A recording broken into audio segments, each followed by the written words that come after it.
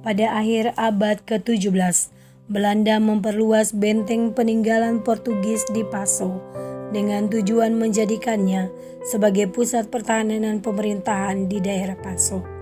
Peletakan batu pertama dilakukan pada tanggal 17 Oktober 1686 oleh Johannes van Vliet dan Gubernur Robertus van den Broek. Benteng ini oleh penduduk setempat disebut pula sebagai kota. Pasca peresmian benteng, maka berdatanganlah para pemukim di sekitar benteng. Mereka datang dari berbagai tempat seperti Hutumuri, Ema, Alang, Halo, Hutumesing, Ou, Porto, Tuhaha, Boi, Tiou, dan Haruku. Pemukiman baru ini terus meluas sampai mencakup pula desa Negeri Lama. Nama Negeri Lama ini sebenarnya diambil dari kebiasaan menyebut daerah ini sebagai negeri lamanya desa Passo. Di daerah inilah letak negeri Passo yang mula-mula, karena itu mereka biasa menyebutnya sebagai Negeri Lama. Hari demi hari, pemukiman ini semakin berkembang seiring perjalanan waktu, dan ketika penduduknya sudah cukup berkembang, maka proses penataan dilakukan agar terciptanya tertib administrasi kependudukan, pelayanan publik, dan berbagai kepentingan politik kaum kolonial, seperti penetapan pajak. Hal ini menyebabkan terbentuknya Jemaat GPM Negeri Lama sebagai pecahan dari Jemaat Passo. Pada tahun 1850, oleh warga yang bermukim di daerah ini, mereka mulai pembangunan sebuah gedung gereja. Mereka menamai gereja ini sebagai Gereja Pertolongan. Tahun 1850 kemudian dijadikan acuan sebagai tahun berdirinya Jemaat GPM Negeri Lama. Jadi sampai dengan tahun 2021 ini, Jemaat GPM Negeri Lama telah berusia 171 tahun. Pada tahun 1915 barulah ditempatkan di Jemaat Negeri Lama Pendeta David Patinama didampingi beberapa majelis jemaat, yakni Penatua Hendrik Palaplapon dan Penatua Hendrik Maitimu, serta Diaken Petrus Nanlohi dan Diaken Yesayas Maitimu. Dua orang tua agama mendampingi mereka, yakni Tuagama Albert Nanlohi dan Nikodemus Pakaila. Di tahun 1928, untuk pertama kalinya dilakukan pemilihan majelis jemaat oleh warga jemaat. Sesuai keputusan pengurus pusat GPI, terpilihlah keempat majelis jemaat tadi untuk melanjutkan tugas mereka. Namun kali ini pendetanya telah berganti dengan pendeta Halatu. Kedua penatua dan diaken ini masih terus mengemban tugas sebagai majelis jemaat sampai dengan tahun 1936. Jadi mereka mengemban tugas selama 21 tahun. Pada masa pelayanan pendeta Halatu ini, dimulailah pembangunan gereja baru pada tahun 1928. Untuk melakukan pembangunan gereja ini, maka oleh keluarga Nanlohi dihibahkan sebidang tanah untuk pembangunan gedung gereja itu. Pembangunan gedung gereja dilanjutkan oleh beberapa pendeta, yakni Pendeta Matula Pelwa, Pendeta Syarana Mual, dan Pendeta Teterisa. Gedung gereja ini selesai dibangun tahun 1939 di masa pelayanan Pendeta Lisa Pale dan dinamakan Gereja Maranatha.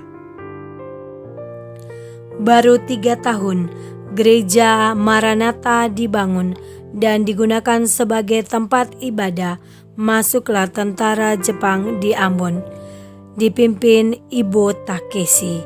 Hampir semua gedung gereja dialihfungsikan sebagai gudang oleh tentara Jepang, tidak terkecuali Gereja Maranatha Negeri Lama. Akhirnya umat harus mengungsi ke hutan. Pendeta Hasupu Sepa bersama majelis jemaat, dalam hal ini Penatua Jonathan Dekok dan Domingus Huli, serta Diaken Domingus Marlisa dan Diaken Oktovina Lesi Putih bersama Tuagama Yakob Maitimu dan Yakob Sohuat harus mengorganisir pelayanan ibadah secara darurat di hutan tempat warga jemaat mengungsi.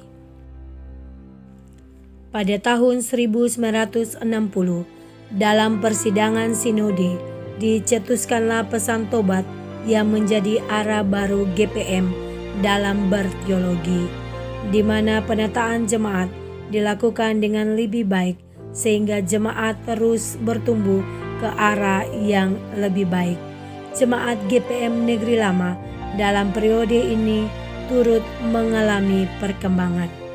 Perubahan yang sangat signifikan terjadi sejak tahun 1995 ketika dibangun perumahan BTN Paso Indah. Warga jemaat semakin berkembang.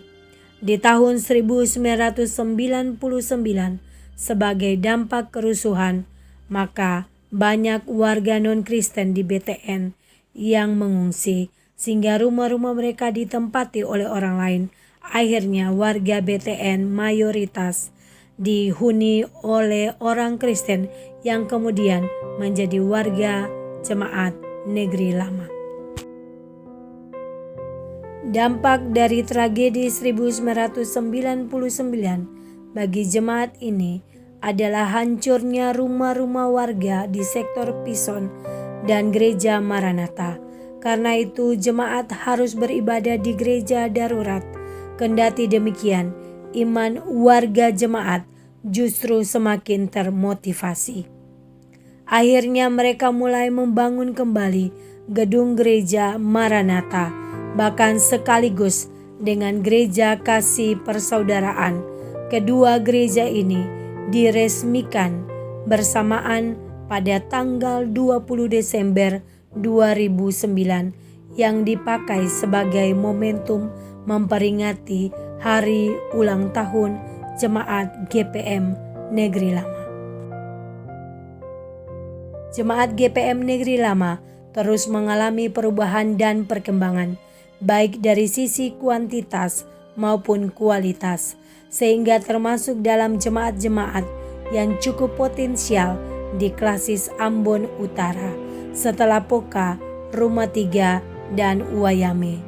Dari sisi adaptasi terhadap perkembangan teknologi, maka sejak 2 tahun terakhir ini, Jemaat Negeri Lama setiap minggu melayani warga jemaat, baik yang di gereja maupun melalui siaran live streaming melalui YouTube, sehingga orang di berbagai tempat yang jauh, bahkan berbagai penjuru dunia ini pun dapat mengikuti ibadah setiap minggu dari gereja Maranatha Jemaat Negeri Lama hanya dengan mengetik di channel YouTube Jemaat GPM Negeri Lama.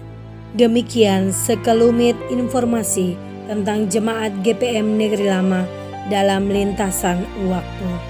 Aku menanam, Apolos menyiram, tetapi Allah yang memberi pertumbuhan. Dirgahayu Jemaat GPM Negeri Lama.